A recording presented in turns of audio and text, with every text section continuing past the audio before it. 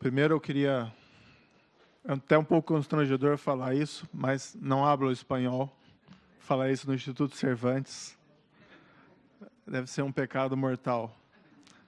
Mas falarei em português, pausadamente, para que todos possam compreender. Nós temos esse costume no Brasil de acreditar que não é necessário aprender o espanhol, que nós compreendemos, e suposto, às vezes, equivocado, de que aqueles que falam língua espanhola também nos compreendem. Nem sempre é isso totalmente verdadeiro. Mas, enfim, eu aceitei esse gentil convite feito pelo professor Mário Vargas Llosa. Registro aqui minha admiração, não só por sua produção literária, mas igualmente pelo seu papel relevante no mundo político, no mundo inteiro, seu importante papel de formador de opinião.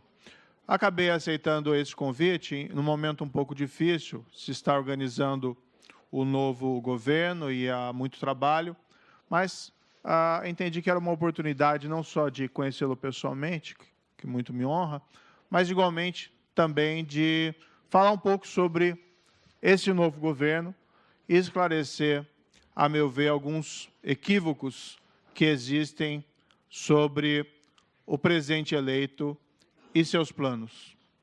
Eu não sei, no entanto, se eu falo apenas do momento presente e do futuro, fica difícil compreendê-los sem uma referência ao passado recente. Bem, no Brasil, a corrupção sempre foi um assunto importante.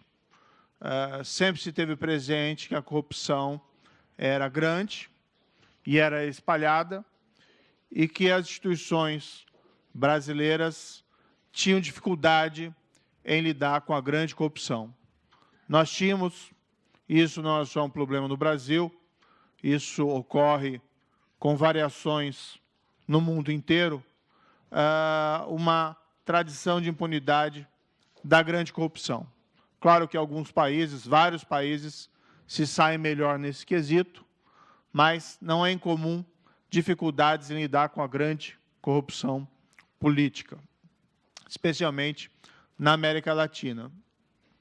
Essa tradição de impunidade começou a ser rompida no Brasil com um julgamento famoso efetuado diretamente pelo Supremo Tribunal Federal Brasileiro, que foi o chamado caso Mensalão, um caso julgado em 2012. E talvez esse caso tenha gerado certas ondas no restante do judiciário, pelo menos mostrando que a grande corrupção poderia ser enfrentada pelas Cortes de Justiça. Por circunstâncias relativamente complexas, que não vem aqui ao caso relatar, em 2014, começou a tramitar perante o meu tribunal esse caso que nós denominamos de Operação Lava Jato. Também não vem ao caso contar a história do porquê foi batizado dessa forma, mas um caso que começou relativamente pequeno, com a investigação de alguns profissionais de lavagem de dinheiro, foi progressivamente crescendo e revelando um caso de gigante corrupção dentro do Estado. Foi uma espécie de uma bola de neve.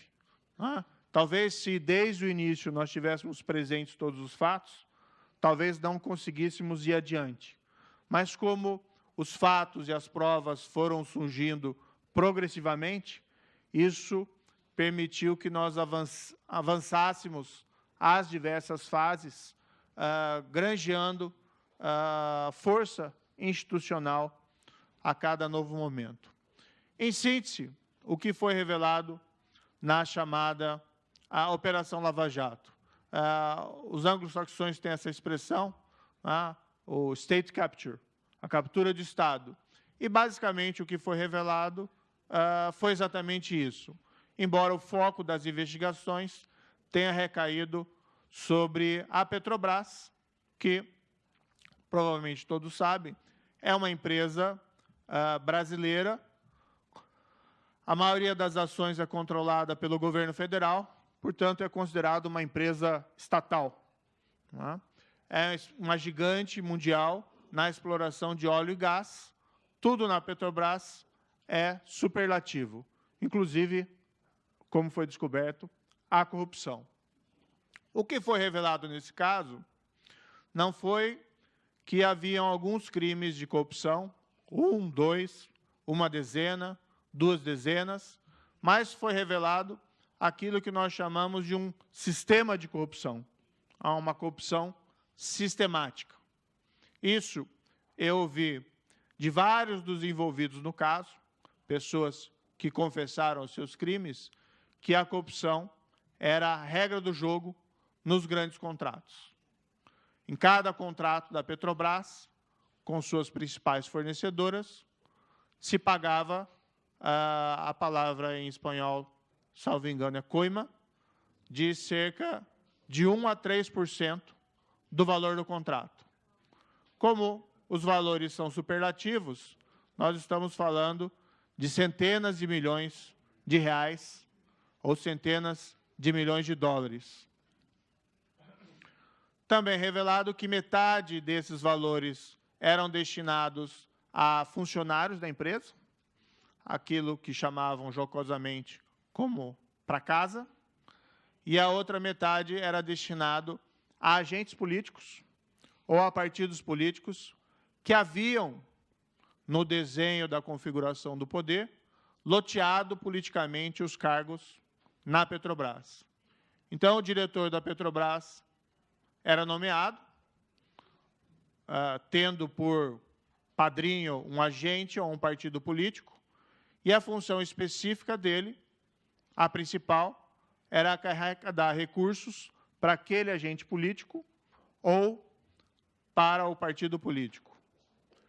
Nesse processo, os executivos da Petrobras também encontraram uma forma de enriquecer a si próprios. Esse dinheiro, que era cobrado dessas fornecedoras, destinado aos agentes políticos e partidos políticos, serviam ou para enriquecer ilicitamente os agentes políticos, ou, o que eu até acho que é relativamente pior, para financiamento ilegal de campanhas políticas, subvertendo o processo democrático. Foge-me aqui as cifras exatas, mas, nesse caso, existem uma série de ações penais, acusações formuladas só na minha ex-Corte de Justiça em Curitiba, mais de 200 pessoas, sendo que cerca de 150 pessoas foram condenadas por crimes de corrupção, lavagem de dinheiro e associação criminosa. Entre os condenados, se tem executivos da Petrobras, um fato ilustrativo, 4 ex-diretores da Petrobras, todos eles com contas milionárias em paraísos fiscais ou em países com regras de sigilo bancário mais estritas, da ordem de dezenas de milhões de dólares ou de euros, pagadores da coima, aqui incluindo grandes executivos e até proprietários das principais empresas brasileiras de construção industrial, agentes políticos que eram responsáveis pelo esquema criminoso, envolvendo aí dezenas de parlamentares, ex-ministro de Estado, um ex-presidente da Câmara dos Deputados e, inclusive, um ex-presidente da República. Foi possível esse avanço dentro de um quadro de institucionalidade democrática, observando sempre o devido processo. Julgamentos abertos, julgamentos públicos, provas, decisões, todas submetidas ao vamos dizer assim, controle da sociedade civil através da imprensa, da opinião pública. A dimensão desses casos gerou uma grande satisfação popular. Milhões de brasileiros saíram às ruas protestando contra a corrupção. Em março de 2016, talvez o movimento mais significativo, mais de 3 milhões de brasileiros saíram às ruas, com várias bandeiras de protesto, como insatisfação com a então situação da economia, mas uma bandeira comum era o protesto contra essa corrupção disseminada que corrói a credibilidade das instituições e, em certo nível, até do próprio regime democrático.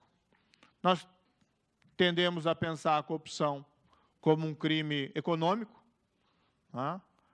em que se faz uma análise de riscos e há uma troca compensatória entre um agente corruptor e um agente corrompido de um valor econômico, mas, no fundo, a corrupção afeta, acima de tudo, mais do que a eficiência da economia, e vamos dizer que ela afeta significativamente a eficiência da economia, mas, acima de tudo, afeta a confiança. O agente público, seja ele eleito, ou seja, ele tendo obtido aquela posição de alguma outra forma, um técnico nomeado, por exemplo, ele trai a confiança daquele cargo e daquele mandato. E quando essa corrupção é disseminada, há um abalo também significativo em relação à democracia. Há um álibi utilizado por alguns desses criminosos que se corromperam, de que tudo não passou de uma perseguição política a determinados partidos. Mas, se forem analisados os casos concretos, as provas existentes, se verifica que ninguém foi condenado com base na opinião política, mas sim por conta de crimes de corrupção e de lavagem de dinheiro e associação criminosa. É fato que, tratando-se de um esquema criminoso em que a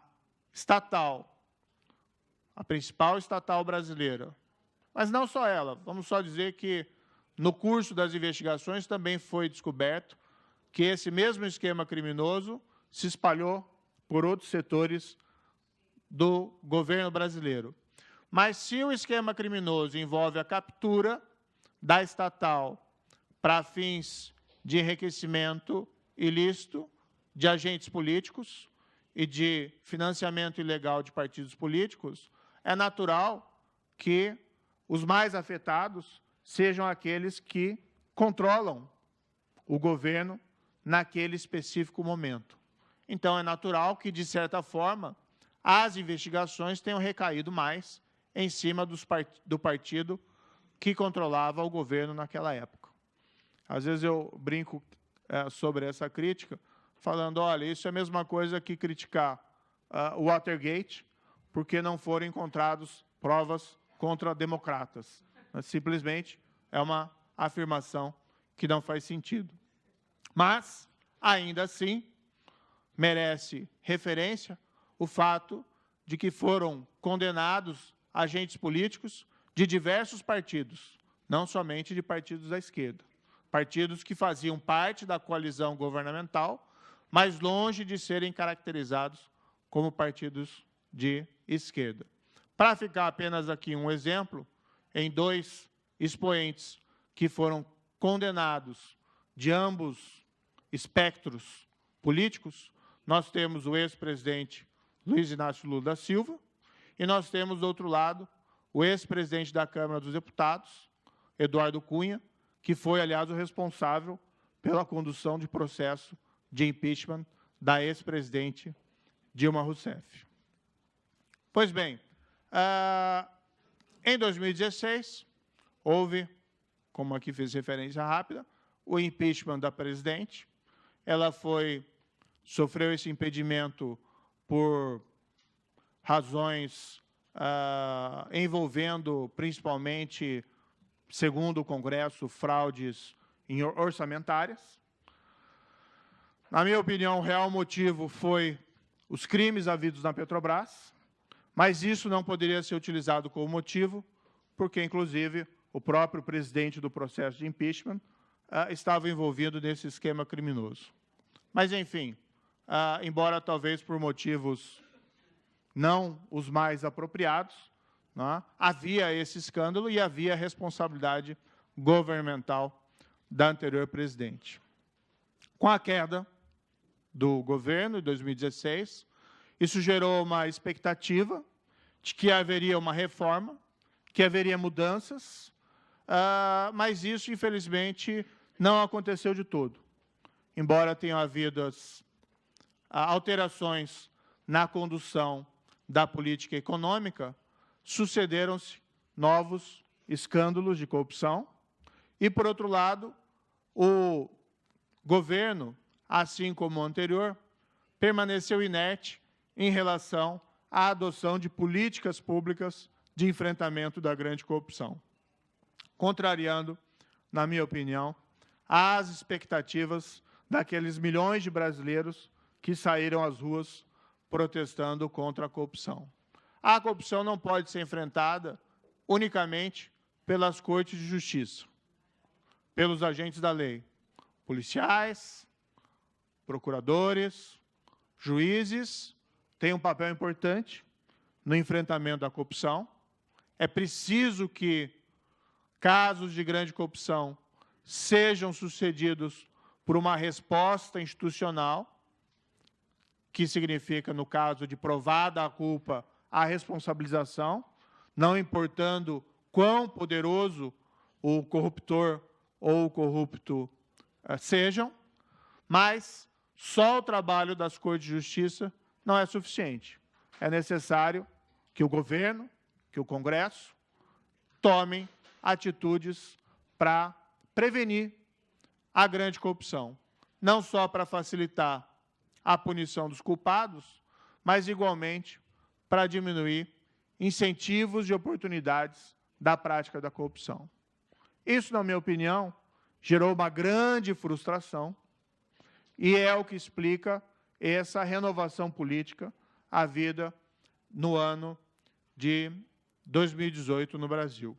Foi o presidente eleito quem melhor representou, né, quem conseguiu melhor representar esses anseios da população brasileira quanto à mudança, quanto a essa insatisfação em relação a essa corrupção generalizada e, especialmente, a falta de apresentação de propostas, de respostas da parte da grande maioria dos políticos tradicionais, seja na direita ou seja na esquerda.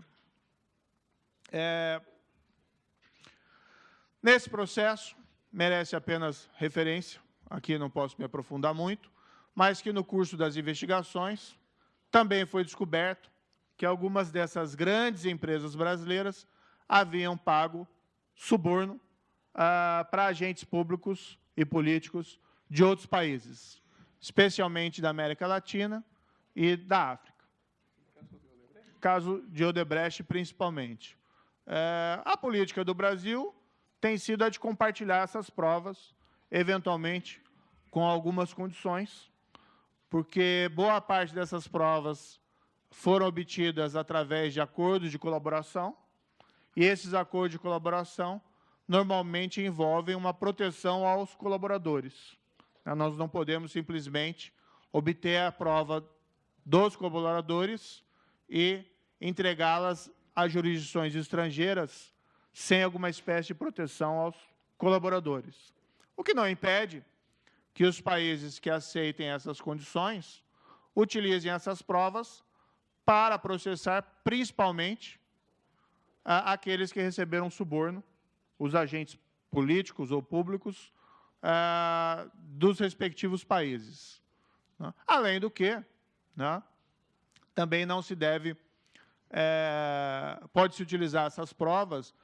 Normalmente, a minha compreensão é que, normalmente, nesses esquemas de grande corrupção, isso, infelizmente, não acontece uma vez, 2 vezes, isso acontece várias vezes, e eu não acredito em vários desses países em que funcionários receberam suborno, que eles só tenham recebido suborno de empresas brasileiras. No próprio Brasil, há casos também de executivos da Petrobras que receberam subornos de empresas estrangeiras. Então, essas provas podem ser bastante valiosas para serem utilizadas nos países onde ocorreram esses subornos, para que se possa desmantelar esquemas criminosos, até mesmo mais amplos. Vários países têm feito um trabalho significativo, inclusive o caso do Peru. Outros países, nem tanto. Cada país tem adotado uma postura diferente, alguma mais intensa, outra não tão intensa, em relação a essas provas.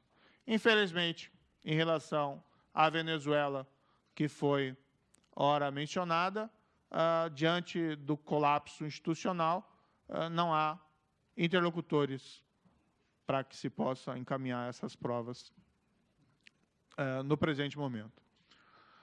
Pois bem, sobre o presidente eleito, e talvez a minha questão mais importante. Eu fui convidado, uma semana antes do segundo turno das eleições, fui sondado para participar do governo. Aquilo não foi revelado antes das eleições, nós entendemos que seria impróprio, mas, em seguida, o presidente eleito fez um convite público e, após conversar longamente com o presidente eleito, eu acabei resolvendo aceitar esse convite. Os motivos da minha aceitação. É até estranho dizer isso, mas não vislumbro no presidente eleito um risco de autoritarismo ou um risco à democracia. Não se está aqui simplesmente se trocando uma posição ideológica autoritária por uma posição ideológica autoritária de sentido contrário. O próprio presidente eleito, durante as eleições, ele reiteradamente fez afirmações acerca do seu compromisso com a democracia e com o Estado de Direito.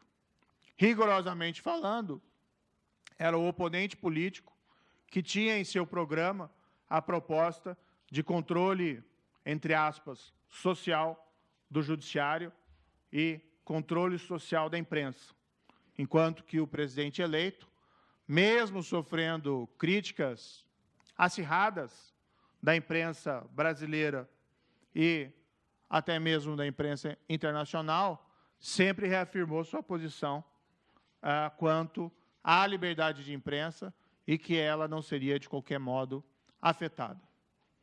Também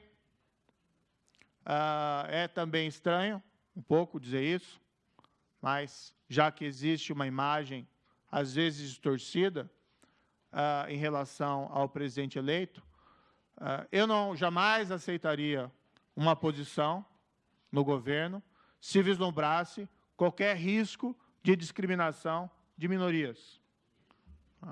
Pessoas, às vezes, fazem afirmações infelizes no passado. Isso não significa que se traduz em políticas públicas concretas e não existe nenhuma perspectiva de ser adotadas políticas discriminatórias contra minorias no Brasil. Todos têm direito à igual proteção da lei e esse também é um compromisso do novo governo. Não existe nenhuma espécie de risco em relação a essa espécie. Também não existe um risco de controle, de captura das instituições de controle ou dos demais poderes. Eu sou um juiz. Toda a minha formação é baseada em lei, Estado de Direito e respeito aquilo que nós, na nossa tradição, chamamos, tradição continental europeia, de governo de leis, aquilo que os anglo-saxões chamam de rule of law. Não há nenhuma possibilidade de uma captura de outros poderes ou de outras instituições, nada nessa espécie. Para explicar por que eu aceitei o convite, foi, primeiro, por ter essa compreensão dos compromissos institucionais e democráticos do presidente eleito, e, por outro lado, porque vi isso numa oportunidade de avançar a agenda anticorrupção no Brasil em uma outra esfera do poder. Como eu disse, as Cortes de Justiça, o fim da impunidade, é condição necessária para se vencer a grande corrupção ou o sistema de corrupção, mas não é uma condição suficiente. São necessárias reformas mais gerais. Isso eu não posso fazer como juiz, mas posso tentar fazer dentro de uma posição do governo, no caso aqui como ministro da Justiça e ministro da Segurança Pública. Aquilo que não foi feito e que deveria ter sido feito pelos governos após as revelações dos casos Mensalão e, igualmente, da Operação Lava Jato, o propósito, é o que me levou a aceitar esse convite. Durante esses 4 anos da Operação Lava Jato, eu devo dizer que foi um trabalho muito difícil. Não só meu, né? Na verdade, por razões que não sei muito bem explicar, acabei ficando mais projetado, a minha imagem ficou mais projetada como símbolo, talvez, dessa investigação, mas ela envolve o trabalho de policiais corajosos, de procuradores destemidos e não só de um juiz, mas de um sistema de justiça que envolvem juízes de outras localidades, inclusive juízes de outras instâncias.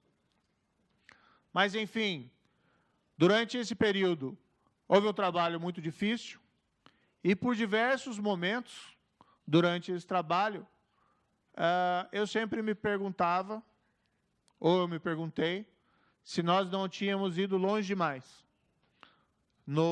na aplicação da lei, se nós não tínhamos chegado no momento em que o sistema político iria revidar para buscar manter aquele sistema de corrupção.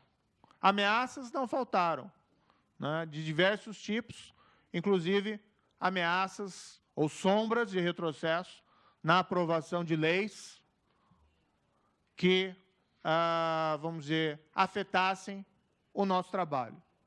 Eu tenho uma grande admiração pela famosa Operação Mãos Limpas, a Mani Pulite, na Itália, um trabalho fantástico, realizado por magistrados, entre 92 e 94, principalmente.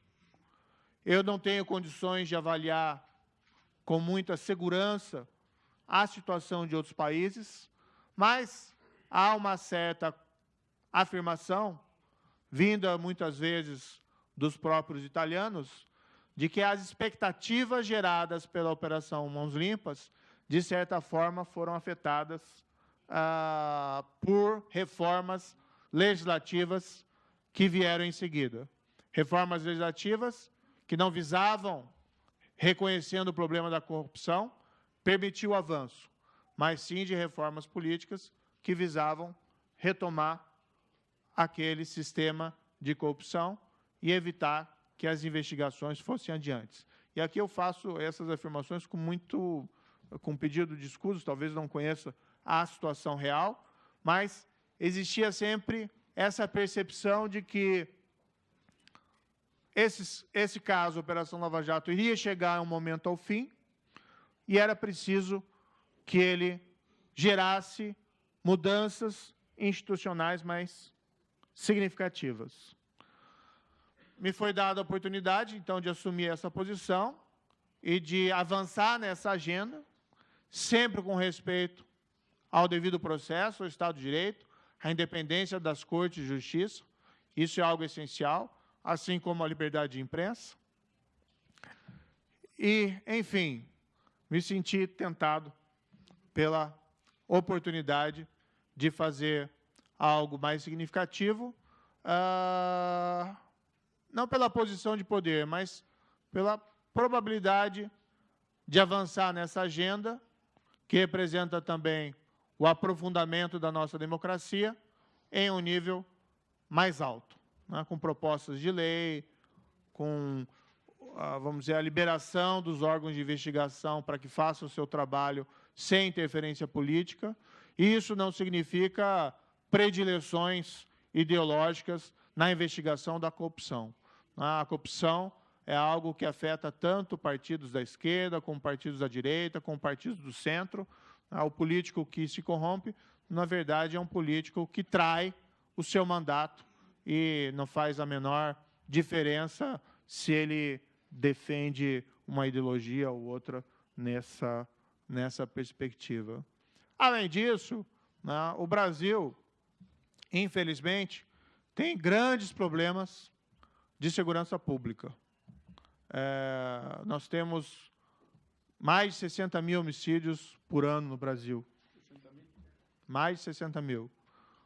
Por outro lado, os índices de resolução desses casos criminais, de homicídios, são inferiores a 10%. Uma situação calamitosa. Nós temos organizações criminosas, talvez não tão poderosas como de alguns outros países, mas que representam um crescente desafio à própria segurança e o bem-estar da população, especialmente das comunidades mais carentes. Então, de fato, dentro vamos dizer, das propostas do novo governo, e nisso eu me insiro como ministro da Justiça, há realmente uma intenção de endurecimento, né? Mas não contra as liberdades democráticas, sim contra a grande corrupção, contra o crime organizado e contra o crime violento. Mas essa é uma bandeira que, a meu ver, é absolutamente consistente com qualquer proposta democrática, já que esses males afetam a própria qualidade da democracia. Em síntese, são mais ou menos essas as considerações, né, que eu gostaria de dizer. O ministro Paulo Guedes, futuro ministro da Economia, viria comigo. Ontem ele entrou em contato no início da manhã, me informando que estava doente, febril, né? Eu até falei brincando para ele que eu iria fazer a exposição dele sobre economia, né? Falar sobre câmbio, essas coisas, mas não me sinto habilitado para tanto. O que poderia apenas dizer, né, isso é a posição pública dele, que a proposta econômica é uma proposta liberal, né, de abertura, e nada mais direi para não cometer aqui grandes equívocos nessa área. Enfim, é o projeto de um governo, sei se qualifico de direita ou conservador, mas é um governo absolutamente compromissado com as instituições e com a democracia. Não há nenhum risco nisso. No caso da minha pasta em particular, como disse, né, sempre aí observando o devido processo, mas é realmente necessário o endurecimento contra esses três elementos: grande corrupção, crime organizado e crimes violentos, para que nós possamos aí ter um melhor país para todos. Muito obrigado.